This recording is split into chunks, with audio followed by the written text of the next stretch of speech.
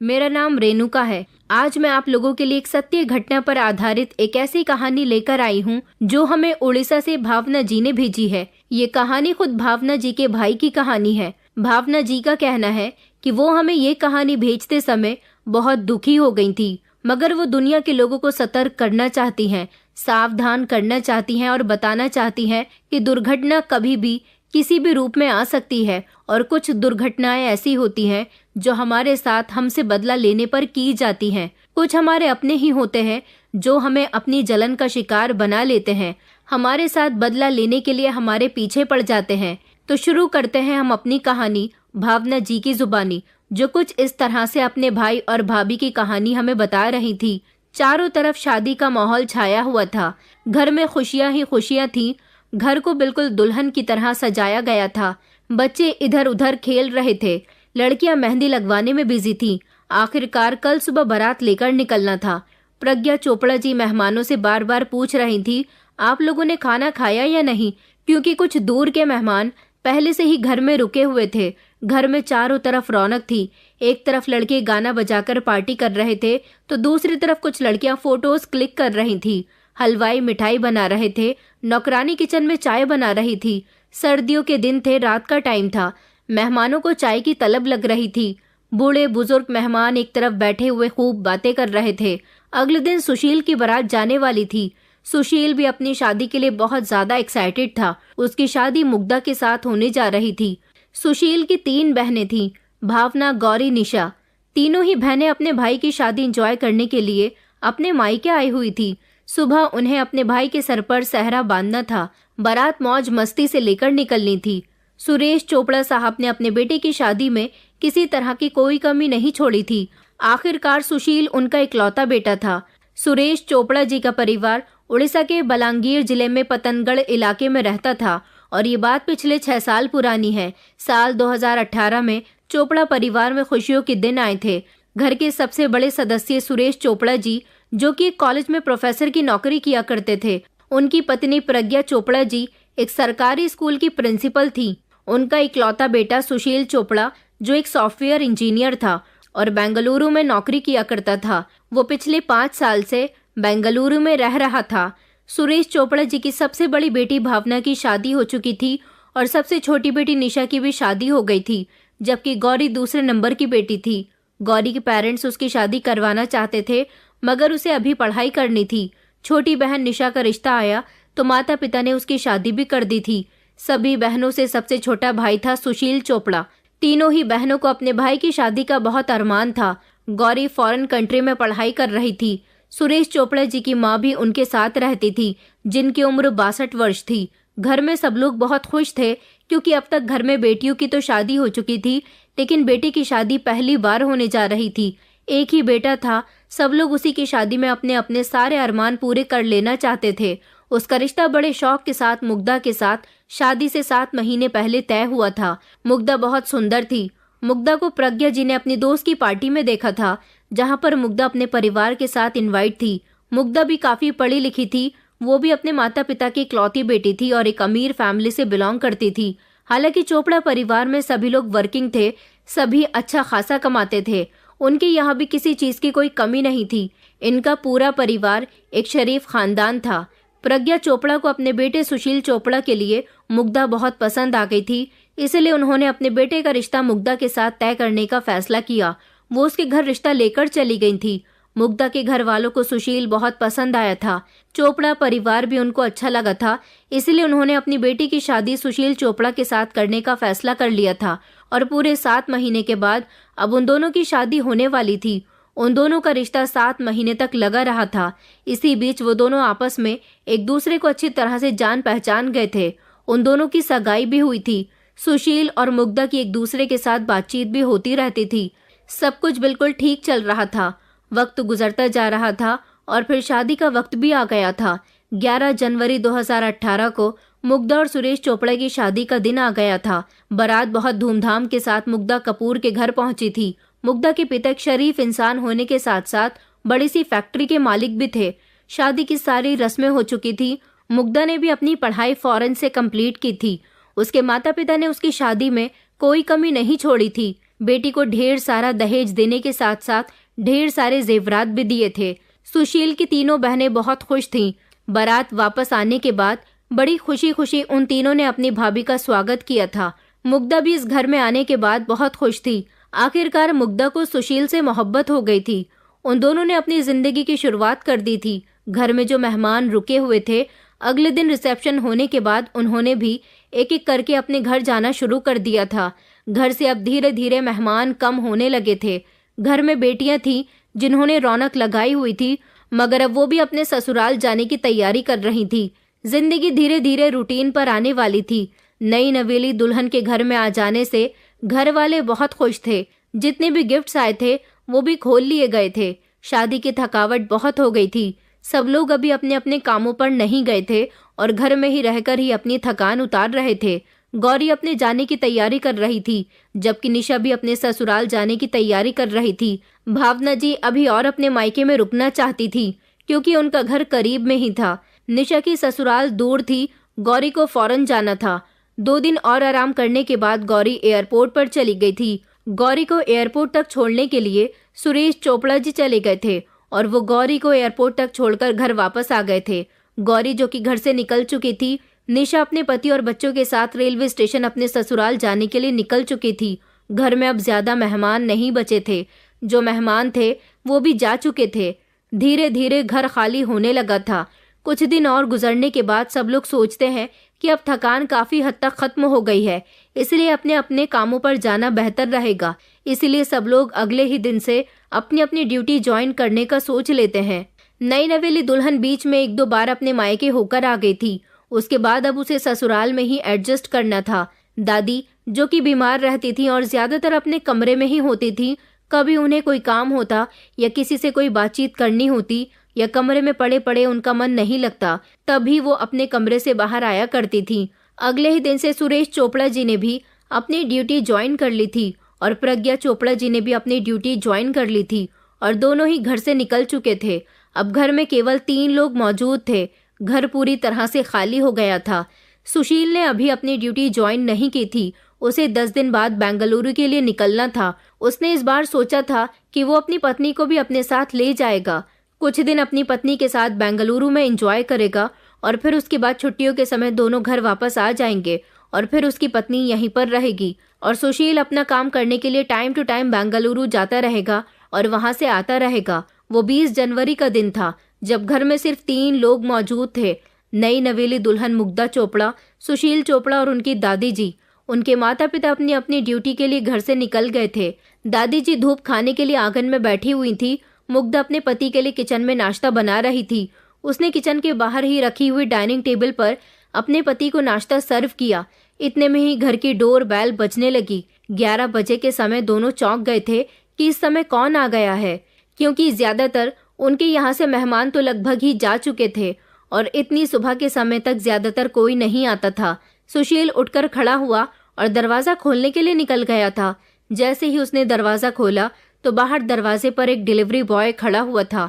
Delivery boy ने सुशील को देखकर कहा कि सर, आपके लिए एक पार्सल आया है। सुशील चौंक गया था क्योंकि उसने तो कुछ भी ऑर्डर नहीं किया था। डिलीवरी बॉय के हाथ में ब्राउन कलर का बड़ा सा बॉक्स था। उसने वो बॉक्स सुशील को दिया और सिग्नेचर करवाकर वो वहां से जाने ही लगा था जब सुशील ने उसे आवाज देकर रोक लिया और कहा कि ये पार्सल आखिर किसने दिया है, मगर डिलीवरी बॉय ने उसे कुछ भी नहीं बताया। वो कहने लगा कि सर, इस चीज के इन्फॉर्मेशन हम नहीं रखते। पार्सल आपके हाथ में आ गया है, आप खुद ही पता कर लीजिए। ये कहकर डिलीवरी बॉय वहां से अपनी बाइक पर बैठ गया था और बाइक स्टार्ट करने के बाद चला गया था। सुशील ने दरवाजा बंद कर दिया था और वो बॉक्स को गौर से देखते हुए घर के अंदर चलता हुआ आ रहा था। इतने में ही दादी जी जो कि आंगन में बैठी हुई थी, उन्होंने सुशील से कहा कि बेटा इसमें क्या है। सुशील कहने लगा कि पता नहीं दादी, ये किसने भेजा है, हो सकता है मम्मी पापा का कोई पार्सल हो। फिर सुशील को याद आया कि अभी हाल फिलहाल में उसकी शादी हुई है, शायद किसी ने हमारे लिए शादी का गिफ्ट भेजा होगा। वो उस बॉक्स को लेकर घर के अंदर आ गया था और उस बॉक्स को खोलने की तैयारी कर ही रहा था जब मुग्धा भी उसके करीब आ गई और उससे पूछने लगी कि क्या हुआ सुशील, क्या खोल रहे हो। सुशील कहने लगा कि किसी ने पार्सल भेजा है, यही खोलकर देख रहा हूँ। मुग्धा भी वही अपने पति के साथ खड़ी होकर पार्सल पर ध्यान देने लगी उन दोनों को पार्सल खोलते हुए देखकर दादी जी भी चलते चलते डाइनिंग टेबल पर आ गई थी और पास रखी चेयर पर बैठ गई थी, क्योंकि वो भी ये देखना चाहती थी कि पार्सल में क्या है। उस ब्राउन कलर के पार्सल पर लिखा हुआ था कि ये पार्सल रायपुर से आया है और किसी अंकित आहलूवालिया नाम के आदमी ने भेजा है। सुशील ने अपनी पत्नी की तरफ देखा और कहने लगा कि वैसे तो मैं किसी अंकित आहलूवालिया नाम के इंसान को जानता नहीं हूँ और ना ही मेरा कोई जानने वाला रायपुर में रहता है। बाकी इस पार्सल को खोलकर देख लेते हैं, आखिर पार्सल के अंदर क्या है। सुशील धीरे धीरे उस पार्सल को खोल रहा था। जैसे ही बॉक्स के ऊपर से पैकिंग हट गई और सुशील ने उस बॉक्स का रिबन ओपन करके बॉक्स का ढक्कन खोला, तभी वहां पर एक जोरदार धमाका हो गया था। ये धमाका इतना जोरदार था कि आसपास के लोगों के घर भी हिलकर रह गए थे। घर की खिड़कियों के कांच भी चूर चूर हो गए थे। घर में काफी हद तक नुकसान हो गया था। सुशील, सुशील की पत्नी और घर में मौजूद दादी जी, ये तीनों ही जो कि आसपास थे, ये तीनों ब्लास्ट होने के बाद बहुत दूर जाकर गिर गए थे। वो तीनों बुरी तरह से घायल हो गए थे। उन्हें बहुत जोरदार चोट लगी थी। इस खतरनाक धमाके की आवाज सुनकर पड़ोसी भी इकट्ठा हो गए थे। धीरे धीरे घर के बाहर भीड़ लगनी शुरू हो गई थी। आसपास के लोगों ने पुलिस और एम्बुलेंस को भी कॉल करके बुला लिया था। लोगों को लग रहा था कि शायद घर में सिलेंडर ब्लास्ट हुआ है, इसलिए इतना जोरदार धमाका हुआ है। लेकिन लोगों को ये नहीं पता था कि ये ब्लास्ट सिलेंडर फटने की वजह से नहीं हुआ था, बल्कि इनके घर एक पार्सल आया था। पार्सल के फटने से ये ब्लास्ट हुआ है। ये प्री प्लान बॉम्ब ब्लास्ट था। तो आखिर कौन था जिसने इस हंसते खेलते परिवार को बर्बाद करने की कोशिश की थी? कौन था जो इन लोगों को नुकसान पहुंचाना चाहता था? और कौन था जिसने इस बॉक्स के अंदर बॉम्ब भेजा? और इन लोगों की आखिर किसके साथ दुश्मनी थी जिसने इतनी बड़ी दुर्घटना को अंजाम दिया?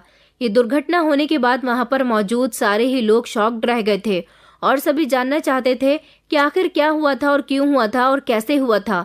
उधर सुरेश जी और प्रज्ञा जी को भी फोन करके घर बुला लिया गया था कि आपके घर पर ऐसे ऐसे दुर्घटना हो गई है। वो लोग घबरा गए थे और फौरन ही अपने घर के लिए निकल गए थे। जब वो लोग अपने घर में दाखिल हुए और घर की कंडीशन उन्होंने इतनी बिगड़ी हुई देखी तो उनके तो होश उड़ गए थे और उनकी हालत रोने वाली हो गई थी। जैसे ही एम्बुलेंस आ गई तो मुग्धा और सुशील को भी एम्बुलेंस के जरिए अस्पताल भेज दिया गया और दादी जी को भी। लेकिन दादी जी की मौके पर ही मौत हो गई थी, मगर फिर भी उन्हें अस्पताल ले जाया गया। हो सकता है कि उनमें थोड़ी सी सांसें बाकी हों, वो अपनी जिंदगी और जी सकें, मगर अस्पताल ले जाने के बाद पता चला कि दादी जी इस दुनिया से चली गईं। जबकि मुग्धा और सुशील गंभीर अवस्था में अस्पताल में पड़े हुए थे। उनका इलाज शुरू कर दिया गया था। वो दोनों बुरी तरह से झुलस गए थे और उन दोनों को सीरियस चोट भी आई थी। मुग्धा का तो चेहरा और हाथ बुरी तरह से झुलस गए थे। नई नवेली दुल्हन जो इस तरह के हादसे का शिकार हुई थी, उसकी तकलीफ का अंदाजा शायद आप या हम भी नहीं लगा सकते कि वो कितनी बड़ी तकलीफ से गुजरी थी। पुलिस भी वहां पर आ गई थी। पुलिस का आना वैसे भी बहुत जरूरी था, क्योंकि सुरेश चोपड़ा जी की मां का मौके पर ही देहांत हो चुका था। लेकिन मुग्धा और सुशील अभी भी जिंदा थे, इसलिए उनसे जांच पड़ताल भी करनी थी। लेकिन इलाज के दौरान सुशील की भी मौत हो गई। ये एक बहुत ही दुखदायक खबर थी कि एक नई नवेली दुल्हन इंजर्ड होने के साथ साथ विधवा भी हो चुकी थी। अब अगर कोई बचता है तो वो है सुशील की पत्नी मुग्धा। वो हालांकि बुरी तरह से जख्मी थी लेकिन जिंदा थी, मगर उसकी हालत इतनी सीरियस थी कि वो कुछ भी बताने के लायक नहीं थी। पुलिस ने अपनी इन्वेस्टिगेशन स्टार्ट कर दी थी। पुलिस ने किचन में जाकर भी सारी जांच पड़ताल कर ली थी, जिसके जरिए उन्हें पता चला था कि यहाँ पर कोई सिलेंडर ब्लास्ट नहीं हुआ था, क्योंकि घर का सिलेंडर तो उन्हें सही सलामत मिला था। फिर पुलिस ने मजबूरन स्पेशल बॉम्ब स्क्वाड की टीम को बुला लिया था, जो सारी जांच पड़ताल करने के बाद पुलिस को बताते हैं कि इस घर में एक प्री प्लान्ड बॉम्ब ब्लास्ट किया गया है, क्योंकि वहां से उनको कुछ ऐसे केमिकल्स के सैंपल मिले थे जिससे साफ पता चल रहा था कि बॉम्ब ब्लास्ट हुआ है। ऐसे केमिकल बॉम्ब बनाने के लिए इस्तेमाल किए जाते हैं और इसके बाद पुलिस को ये कंफर्म हो गया था कि ये प्री प्लान बॉम्ब ब्लास्ट था। अब सवाल ये पैदा होता है कि आखिर ये सब किसने किया था। पुलिस सबसे पहले मुग्धा का बयान लेना चाहती थी, लेकिन मुग्धा ऐसी कंडीशन में नहीं थी कि इन लोगों को अपना बयान दे सकती। वो तो कुछ बोलने की स्थिति में थी ही नहीं। उसके बाद पुलिस ने आसपास के सीसीटीवी कैमरा की फुटेज चेक करना शुरू की।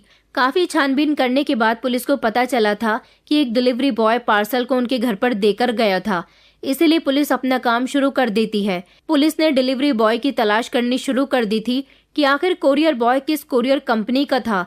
इस तरह इस केस को चलते चलते एक हफ्ते का टाइम बीत गया था।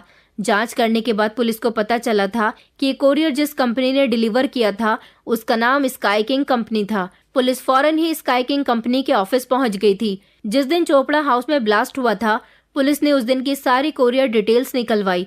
एक हफ्ता गुजरने के बाद मुग्धा भी इस कंडीशन में आ गई थी कि पुलिस को अपना बयान दे सके, क्योंकि एक हफ्ते में वो काफी हद तक रिकवर हुई थी। मुग्धा ने भी पुलिस को बताया कि उस दिन स्काई किंग कंपनी की तरफ से एक कोरियर डिलीवर हुआ था और वो पार्सल सुशील अपने हाथ में लेकर अंदर तक आए थे। वो पार्सल रायपुर से किसी अंकित आहलूवालिया नाम से आया था। सुशील ने बताया था कि वो इस नाम के किसी भी व्यक्ति को नहीं जानते, मगर फिर भी उन्होंने पार्सल खोलकर देखना चाहा कि आखिर उन्हें क्या भेजा गया है। उन्हें लगा कि किसी ने उनके लिए शादी का कोई गिफ्ट भेजा होगा। वो उस पार्सल को खोलकर देख रहे थे, इतने में ही एक जोरदार ब्लास्ट हो गया था। मुग्धा का बयान सुनने के बाद पुलिस दोबारा से कोरियर कंपनी गई, क्योंकि इस कोरियर के बारे में तो पुलिस को जानकारी मिल ही गई थी। पुलिस ने डिटेल निकलवाई तो उनको पता चल गया था कि ये कोरियर रायपुर से आया था और किसी अंकित आहलूवालिया नाम के व्यक्ति ने इसे भेजा था। जब पुलिस ने इस नाम और इस एड्रेस को वेरीफाई किया तो पुलिस को पता चला था कि कोरियर भेजने वाले ने अपना नाम और एड्रेस गलत बताया था। इसके बाद पुलिस के हाथ कोई भी सफलता नहीं लगी थी। फिर पुलिस ने कोरियर कंपनी के सीसीटीवी कैमरा को भी खंगालने की कोशिश की थी। वहां पर भी उन्हें सीसीटीवी कैमरा की फुटेज में कोई ऐसा संदिग्ध व्यक्ति नहीं मिला था, क्योंकि इस कोरियर कंपनी के बाहर भी सीसीटीवी कैमरा ज्यादा नहीं थे। एक दो कैमरे तो लगे हुए थे। ये चीजें ठीक से डिटेक्ट नहीं हो पा रही थी। पुलिस को भी कुछ समझ नहीं आ रहा था। केस अभी भी वैसे का वैसा ही था। समझ नहीं आ रहा था कि ये ब्लास्ट किसने और क्यों करवाया था। इसके बाद पुलिस ने सुरेश चोपड़ा जी के दोस्तों रिश्तेदारों से जांच पड़ताल निकालनी शुरू कर दी थी। उसके बाद पुलिस को पता चला कि इस परिवार का तो न किसी से झगड़ा था और न ही किसी से दुश्मनी थी। सुरेश चोपड़ा, सुशील चोपड़ा, प्रज्ञा चोपड़ा, बल्कि उनका पूरा ही परिवार बिहेवियर के बहुत अच्छे लोग थे। लेकिन इस पूछताछ में पुलिस को एक छोटा सा क्लू मिल गया था।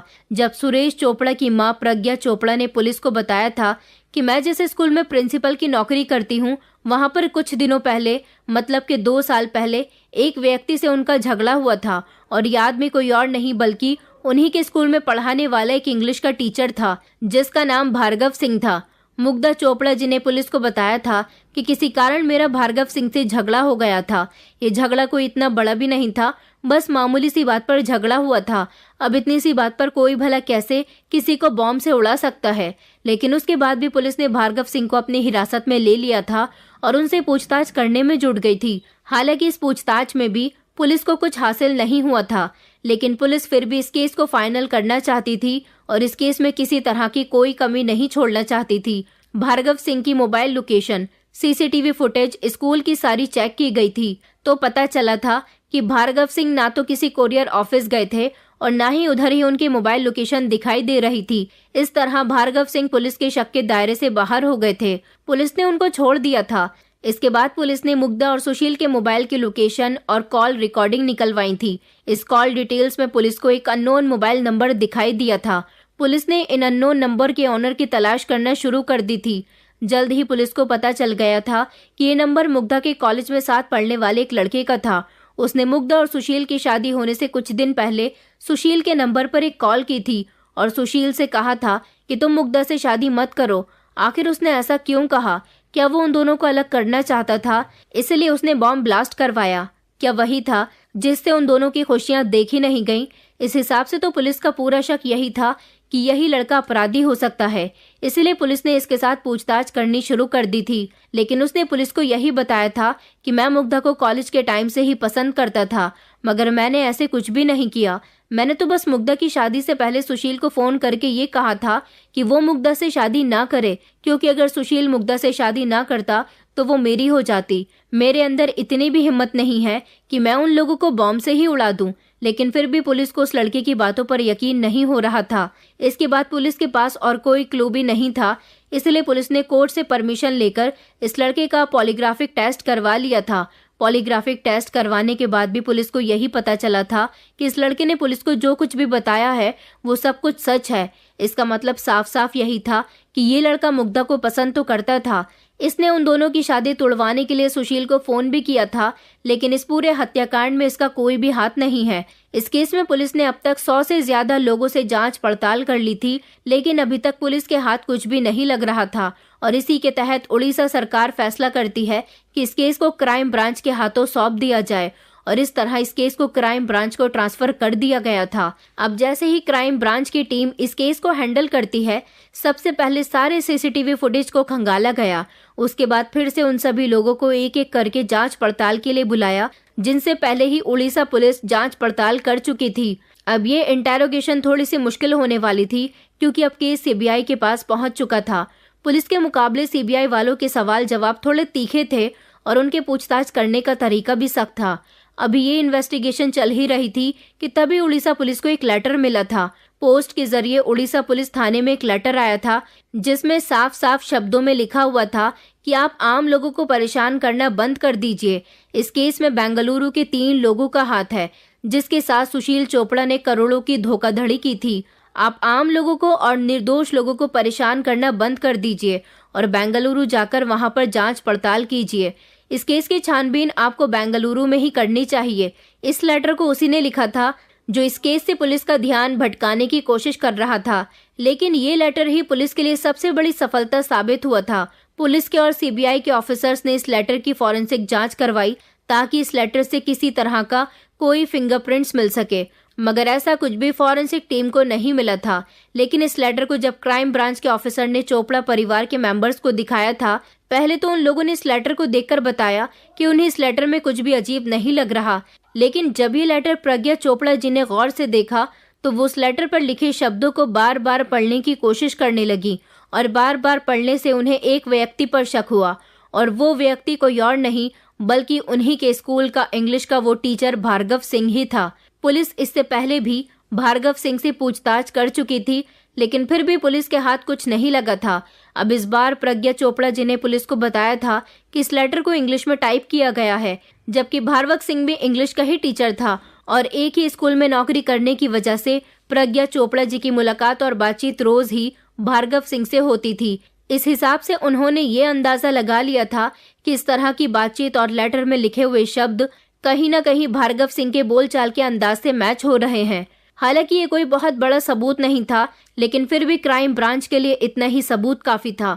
उन्होंने तुरंत इस लेटर के आधार पर भार्गव सिंह को अरेस्ट कर लिया था।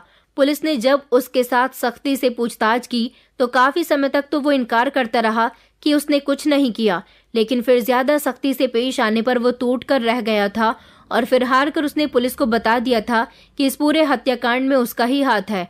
भार्गव सिंह ने पुलिस को सारी सच्चाई बता दी थी। उसने बताया था कि 2013 में वो उड़ीसा के एक फेमस स्कूल का प्रिंसिपल हुआ करता था। उसी दौरान उस स्कूल में सुशील चोपड़ा की मां प्रज्ञा चोपड़ा जी की एंट्री हो गई थी और वो पहले से ही भार्गव सिंह की सीनियर थी। इस तरह उस स्कूल में भार्गव सिंह को हटाकर प्रज्ञा चोपड़ा जी को स्कूल की प्रिंसिपल बना दिया गया था। ये सब कुछ भार्गव सिंह को बिल्कुल भी पसंद नहीं आया था। फिर उसके बाद ही वो अपने दिल में प्रज्ञा चोपड़ा के लिए नफरत रखने लगा था। उसी के बाद ही उन दोनों के बीच झगड़े शुरू हो गए थे। फिर भी फाइनली प्रिंसिपल की पोस्ट सुशील चोपड़ा की मां प्रज्ञा चोपड़ा जी को मिल गई थी। वो इस बात से बहुत नाराज था। तभी से उसके अंदर बदले की आग भड़क रही थी। वो किसी भी तरह से प्रज्ञा चोपड़ा से अपना बदला लेना चाहता था और इसी के चलते वो 2013 से लेकर 2018 तक इस बात के इंतजार में था कि उसे कभी कोई ऐसा मौका मिले जिसमें वो प्रज्ञा चोपड़ा से अपना बदला ले सके। वो हमेशा अपने दिमाग में यही प्लान बनाता रहता था कि किस तरह से वो प्रज्ञा चोपड़ा और उसके परिवार को नुकसान पहुंचाए, क्योंकि वो ये बात बहुत अच्छे से जानता था कि प्रज्ञा चोपड़ा के परिवार में बहुत मेल मोहब्बत है, इसलिए वो उनके परिवार को तोड़ना चाहता था।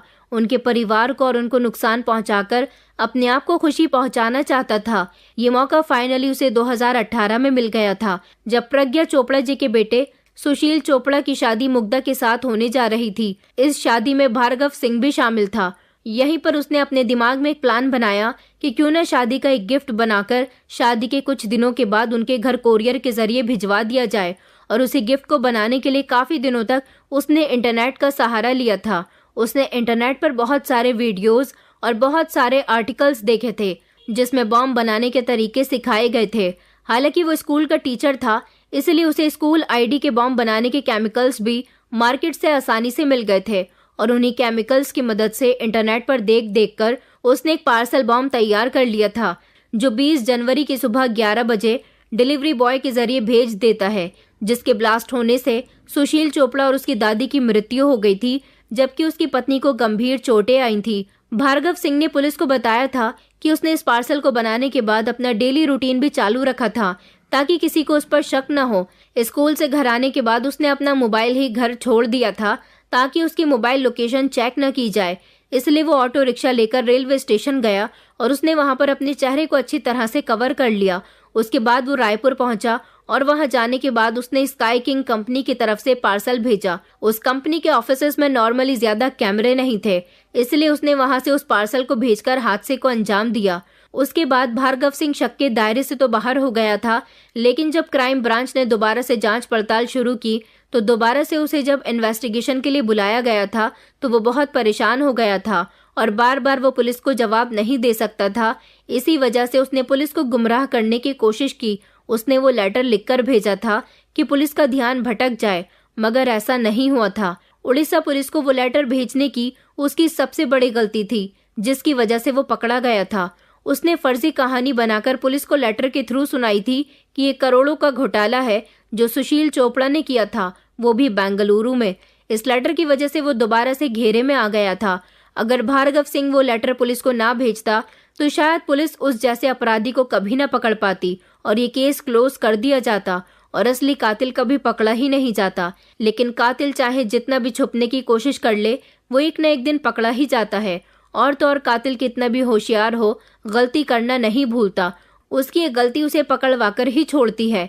हमारा इरादा आप लोगों को ना तो परेशान करना है, ना आपकी भावनाओं को ठेस पहुंचाना है, बल्कि हम अपनी इस कहानी को आप लोगों के साथ शेयर करके आपको यही मैसेज देना चाहते हैं कि आप अपना ख्याल रखें, अपने परिवार का ख्याल रखें, जितना हो सके सतर्क रहने की कोशिश करें। दोस्तों, बदले की भावना और जलन इंसान की सोच को इतना विषैला बना देती है कि वो सही और गलत में फर्क करना भूल जाता है। जब हम किसी से जलते हैं या उनके खिलाफ साजिश रचते हैं तो हम न केवल उन्हें चोट पहुंचाते हैं, बल्कि अपनी आत्मा और जीवन को भी अंधकार में धकेल देते हैं। ये कहानी हमें सिखाती है कि जलन और द्वेष से किसी का भला नहीं होता, बल्कि ये हमारे जीवन में विनाश और पश्चाताप लेकर आता है। दूसरों की सफलता से ईर्ष्या करने के बजाय हमें अपने जीवन में सकारात्मक और मेहनत का सहारा लेना चाहिए। बदले की आग में जलकर किसी को नुकसान पहुंचाना हमारे चरित्र की कमजोरी को दर्शाता है। जो इंसान अपने अंदर की नकारात्मक को जीत लेता है, वही असली विजेता होता है। इसलिए हमें अपने जीवन को दूसरों से तुलना करने और उनसे जलन के बजाय खुद को बेहतर बनाने में लगाना चाहिए। दूसरों की खुशी और सफलता को स्वीकार करना और उनसे प्रेरणा लेना ही सच्चा साहस और इंसानियत है। जलन और नफरत सिर्फ तबाही लाती है, जबकि प्रेम, सहनशीलता और परिश्रम जीवन को संवारते हैं। दोस्तों, उम्मीद करती हूँ आपको हमारी कहानी पसंद आई होगी। कहानी पसंद आई है तो वीडियो को लाइक करें, चैनल पर नए हैं तो चैनल को सब्सक्राइब करें और हाँ, नोटिफिकेशन बेल को जरूर दबाएं ताकि अगली अपडेट सबसे पहले आपको मिले।